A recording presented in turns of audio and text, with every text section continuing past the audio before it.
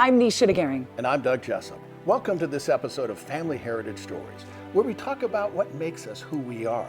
Things like traditions, values, and culture. How are these passed down through generations? Through words, through deeds, through stories. We all benefit from heroes among us. Now, they're going to say, it's just part of the job. But it's more than that. It's time for Hero Salute Stories.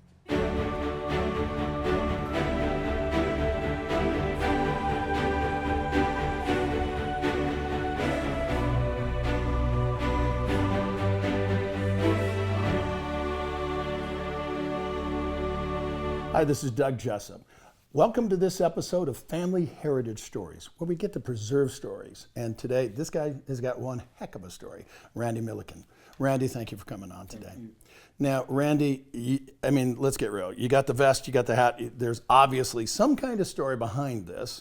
And what's really cool is that people may not realize is that there's a group of you that came here today to be interviewed. And I gotta ask the first question is, what in the world's the 159th Dust Off? The 159th Dust Off was a unit of the U.S. Army that served in Vietnam. And our primary mission was to rescue the wounded, most often under fire. And we were unarmed, had no weapons at all. And we rescued American, Vietnamese civilians, enemy forces, Philippines, whoever called, we went to their aid. Now, wait a second. You just said something that I was not aware of. Okay, you're saying you went into a territory, okay, where there were wounded people, and freshly wounded people, and you were not armed? We were not. We had personal sidearms, but we didn't have. There, if I may, there was a similar unit, and it's called Medevac. And that was a unit that was organic to an infantry division, for example, the 101st Airborne, 1st Cavalry Division. They only picked up their own people from their battles that they were involved in, but they each had 2 M60 machine guns. And we picked up, as I said earlier, not exclusively, we picked up anyone that needed to be rescued. And we figured we could get a couple, 3 more patients without having the machine guns if we had the room to put the patients. Yeah. So that was the way we approached all our missions. How did you end up getting into this unit and into the war itself? Well, I wish I could show you. There's a famous Life magazine photograph that made the cover. And it's a bunch of, I believe it's Marines, being evacuated atop of armored personnel carrier, and they're all wounded, and there's one guy there holding this bottle of IV fluid for a guy that's covered in bandages.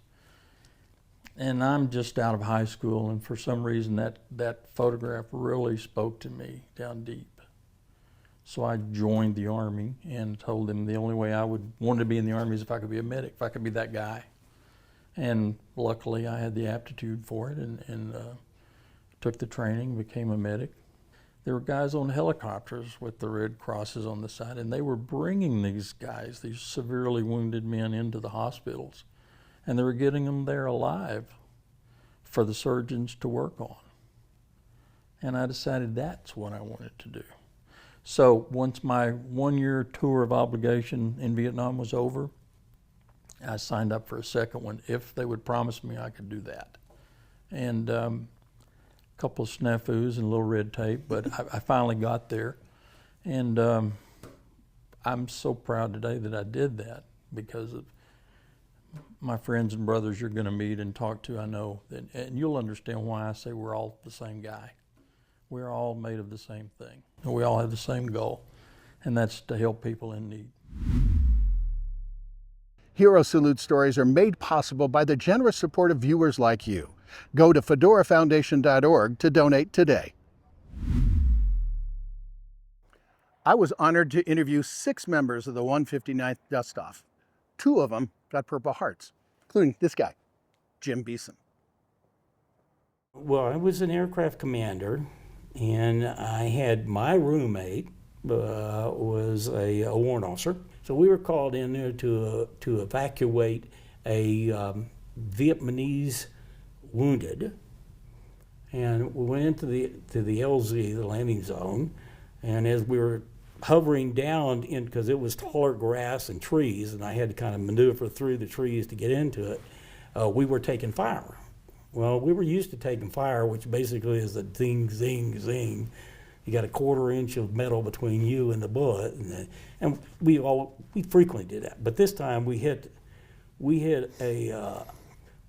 a high caliber, a 50 caliber type round. Whoa. And when we hit the aircraft, what I remember most was the smell of cordite, very much the smell of cordite, and everything turned just very slow motion. It just went into pure slow motion. Like the movies, went into slow motion, honest to goodness. The round came through the bottom of the aircraft, we had metal seats we were sitting on, hit the pilot's, Eddie's, seat, shredded, went through the console, which is between us, which is all the radios, knocked all the radios out, came up through and through my leg, because I was on the left-hand side, the aircraft commander. And so we didn't have a pilot any longer because he was very injured. And we had to pull the back of the seat out and pull him back and back. And then the policy was always, when something like that happened, these seats had 2 little pins on them. You pull the pins, they fall backwards, and you pull the person out. And then the crew chief, because the medic was needed to take care of the wounded, the crew chief would get up in there to balance the aircraft. And we trained our crew chiefs to fly straight and level. They couldn't necessarily land or take off, but they could fly straight and level. So they were kind of a secondary, a third person on board to help us out there. I remember very distinctly that I looked up and my right leg was, instead of being on the pedals, it was up on the console. And there was a hole in my flight suit. I remember that. And I remember grabbing my leg and putting it back down on the pedals, and all this is going on in less than a couple of seconds. And I couldn't control the aircraft very well, so I figured I could either crash there where they were still fighting, and we were about 50 feet off the ground, or I could pull myself back out of there. And our policy is, if both people are hit, you get the aircraft out and get yourself out of there, and then we'll get another aircraft come in, because they're not going to help you. So got the aircraft out of the LZ and was trying to head back to the hospital, and and I couldn't talk to anybody because my radios were gone, except I had a Fox Mile, which is an FM radio, so I could talk to the gunships that were around us. So one of them followed us back, and I couldn't go more than 30 knots, which is pretty slow, and I couldn't fly any more than treetop, because every time I tried to go up, I increased the vibration of the aircraft. As it turns out, the bullet not only done all that damage, but it had gone through the blade, one of the blades. Oh. And the blade has a metal part, and then it has a honeycomb part. That's called a spur. And it split the spur, so now instead of having 2 blades, I had 3, essentially. So the aircraft was shaking up and down where you couldn't see anything. And I finally put it down in the field there, and Connie and his crew came out and got us out of there. Great gardens begin right here. Beautiful flowers year after year. So much to choose from, so much to see. So much fun for my garden and me. For the best selection of plants and trees. Come on in and you will see why Every day's a great day at Mill Creek Gardens. Ba-da-ba-bum. Your history is everywhere, if you know where to look. But searching through all this? Are you kidding me?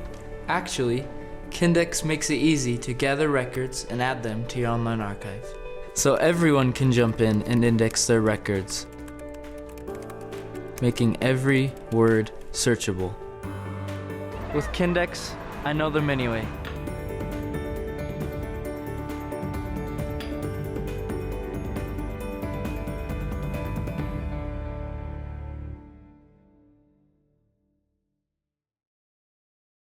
You know, my grandmother made the best lasagna. I think my grandmother made the best lasagna. Everyone has a best recipe or even a better story. And we would love for you to share yours at fedorafoundation.org. And watch Family Heritage Stories Sunday nights at 11.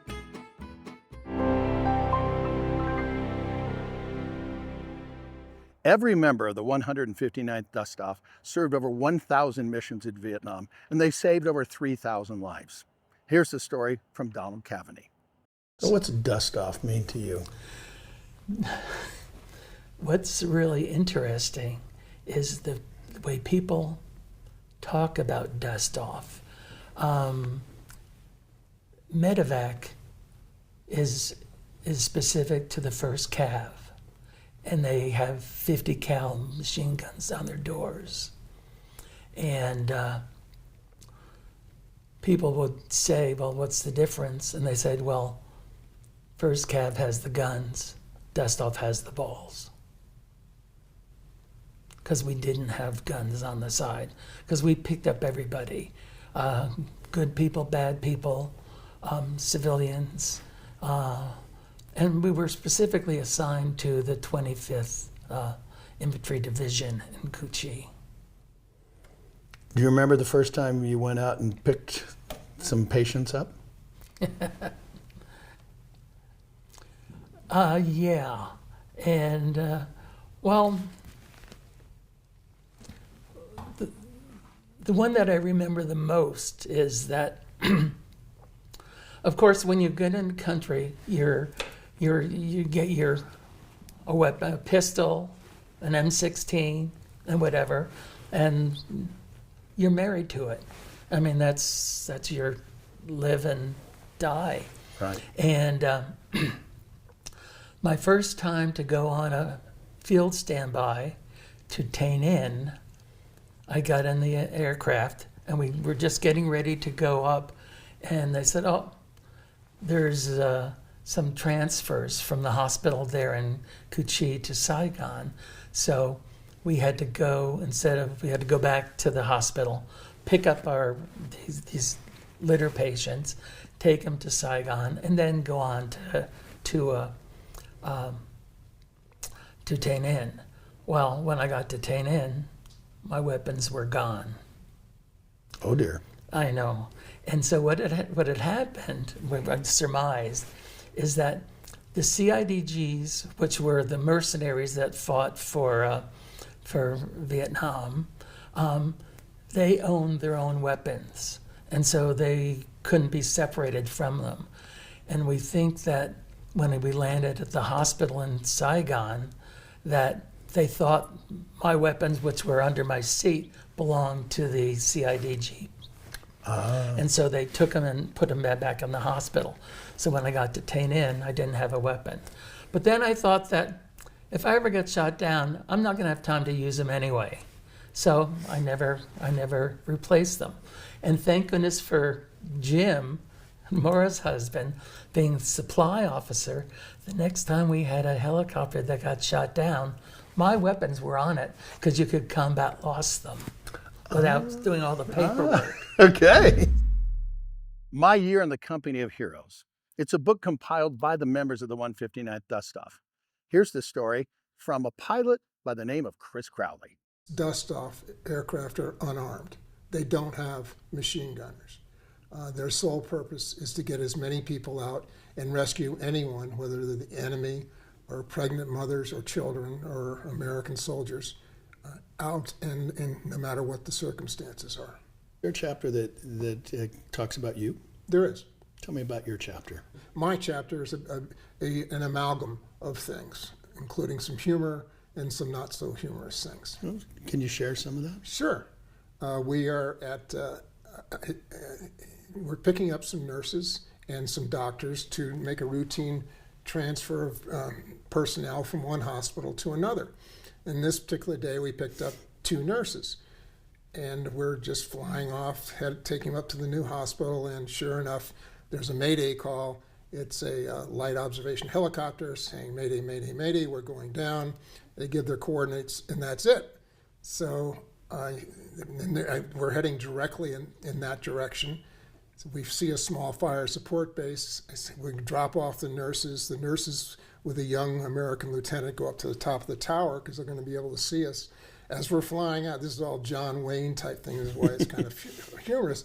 A flight of F-105s hear what happened, say, we'll cover you going in. There's no other cover on the ground. So they're going in and they're dropping their bombs, and we go in and we see them right away. We get them out without incident, without taking any fire, and we're flying back to get the nurses to pick them up.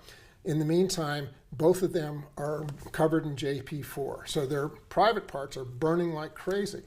And they're yelling and they're rip off their clothes. We land at the fire support base. The nurses are coming here. These guys don't see the nurses. They run and they jump into a bomb crater full of green slime water to alleviate things. And as they're coming back, they encounter the nurses. So they're running elbows akimbo, bow-legged back to the aircraft. And then we take the nurses back. Nurses never go on hot missions, and we get back to the hospital where we're taking them. And the main thing about that story is, even though there's humor to it, these nurses just out of college and nursing school have no idea what they're going to be encountering day after day. So we get there, and one of them comes up to the window and says, "Is every day like this?" And then I say, little would she know what she's going to be encountering. Yeah. So that's part of the chapter. So was every day like that day? Every day was different. Yeah. And why I love the job, for me, I felt born to do it. It's what I was just driven to do it. We were busy all the time, so you didn't sit around wondering or worrying about things. You just got the job done. Mm-hmm. And there's a certain exhilaration being on the edge, putting it all out there and being able. You don't think about it in terms of heroism at the time, but when you look back after 50 years, there is a sense of pride. It's priceless. It's priceless to me because when I was first sitting with the guys listening to their stories, it's something you just can't get back. And there's a lot of stories I wish I would have had recorded from my dad, my mom, my grandparents. So at least we were able to get these stories recorded. Let's face it, the way that Vietnam veterans were welcomed home is a lot different than they are today. This next person should know, Mr. Tom Landis. How did your military experience translate into later life? Actually, my military experience went into later life. Oh, really? Tell me. I retired at age 60 from the Army. Wow. Yeah. My career didn't take me around as much as some because I wasn't always on active duty, and most of my active duty time was as a member of the Colorado National Guard. I was one of the full-time training cadre, and my job was to train and evaluate pilots for the unit. So my first assignment was in Vietnam. My last one was in Iraq. I was asked to speak at a Armistice or Armed Forces Day gathering one time, and I agonized, what am I going to talk about? And I put together a speech about the comparisons, the differences that I experienced between Vietnam and Iraq. And so that's what my chapter is about. Okay. Is some of the differences I alluded to a little bit. But one thing I did want to put in there, and actually my wife wrote a chapter. Oh, wow. And we both thought it was important to contrast the way we were treated coming home from Vietnam and the way we were treated coming home from Iraq. So. Tender. Purple Heart. Yeah. That's a big deal. Can be. Mine weren't. Well, unless you're Forrest Gump and you got shot in the butt. I don't know what happened. I got shot in the butt. Serious? No. Fortunately, I sat in an armored seat, so it missed my butt, but hit me in the back of the leg. Still, that's got to sting. But my dad always said, Tom got hit in the butt. Yeah. Okay. Yeah. it's attached. I think okay. I was flying with Con Graff that you interviewed also. Con and I were flying together, and we landed to pick up one wounded soldier in an infantry platoon. While they were loading the casualty on board, a mortar round landed right next to us. Whoa. And wounded 4 more, including platoon leader and me. I had, it's the first time I got hit. I also got hit a second time, but the first time, and I felt an impact in my leg. Well, I had always heard it doesn't really hurt, and it didn't. So I didn't know how bad it was. Okay, it didn't hurt. It was just like somebody punched me in the leg. So I reached down, back of my leg. It's all still there, but it was kind of bloody.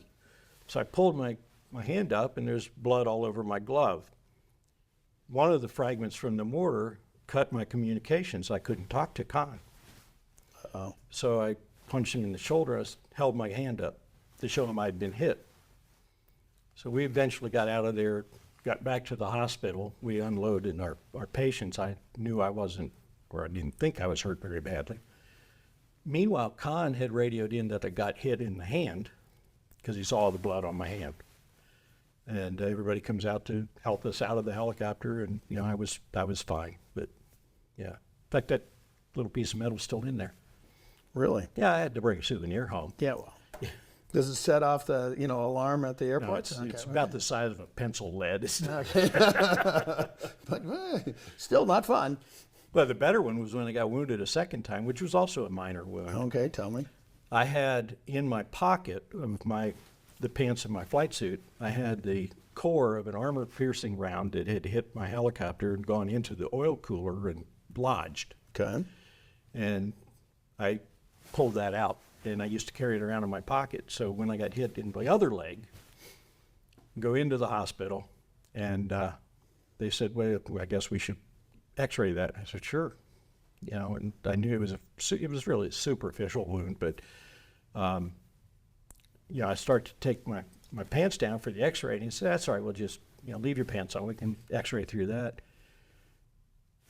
Takes the x-ray. I'm waiting around for a little while, and he comes out, and he said, did you walk in here? I said, yeah. He said, you've got a bullet in your leg. It was the one in my pocket. I said, oh, you mean this? Oh, man. So it was, okay, it was still loose. Okay, just making sure. Okay. Yeah. Wow. Okay, see, there's a fun souvenir story. Yes. Just saying. Well, I don't still have that one. Yeah, actually I do. Yeah, okay. Something happens when you serve together. Each one of these gentlemen has a mutual respect for each other. And yeah, I'll say it, love. Up next, Conrad Graff. With me today, Conrad Graff. Conrad, thanks for coming on today. I notice you've got the jacket and the hat, and we've been talking with a lot of guys, and so obviously there's a reason. And I got asked, the first question, you probably get asked a lot, why in the world is your helicopter upside down? They tease me that that's the way I used to fly. Oh, okay, so you're a pilot. Yes. Oh, well, pilots are a different breed, okay. First year, everybody was going to Vietnam. They come back, usually an instructor role, and then the third year you would go back to Vietnam. In about July, they came to me and said, came to all of us, said if you extend your tour 6 months, we'll give you a 30-day leave, and you come back and do 6 months, and we'll approve your request for transfer to dust off. So I did. And about October, November, the orders came through, and I was assigned to the parent unit of the 159th for probably till February of 1970. So what was the difference as a pilot between dust off and the other missions that you had done? Well, we were all flying the Huey. Dust off was patient recovery, transport out of the field, in between hospitals. We did ash and trash. We did all kinds of missions. There was a rotational, one day you're first up, the next day you're second up. I don't remember how it all worked. But everybody took a shot at this tough stuff and the easy, we got our easy stuff as well. In the Air Cav Squadron, you might be a single ship, you might be in a formation of 20 helicopters, you might be inserting, extracting troops, you might be doing resupplies. We certainly did some medevac work in all of that. It was endless. Whatever you could imagine they could use a helicopter for, we'd get the mission and off we go. Why did you want to transfer?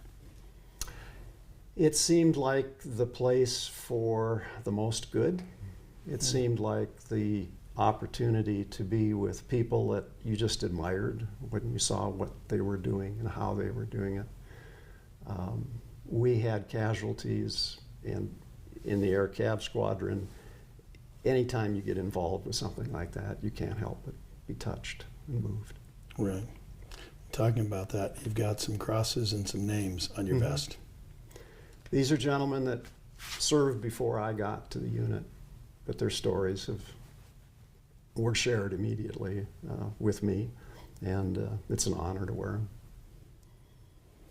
So how did your experience in Vietnam translate to later life? I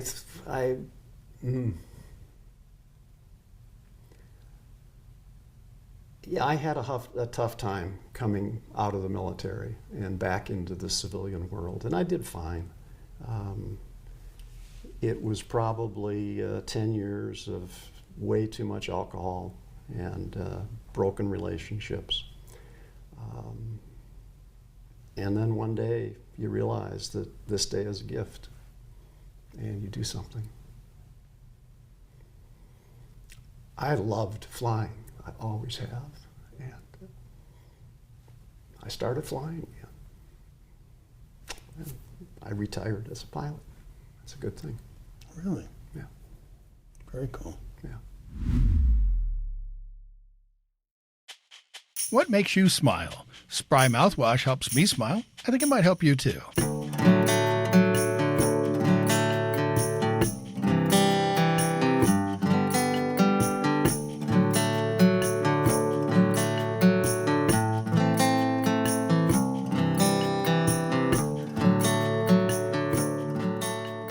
It's our honor to be able to help people remember where they came from. If stories are not passed down from generation to generation, they become lost. And it's as if these people never lived. How do you want to be remembered? With another episode of Family Heritage Stories, I'm Doug Jessup. And I'm Nisha DeGaring.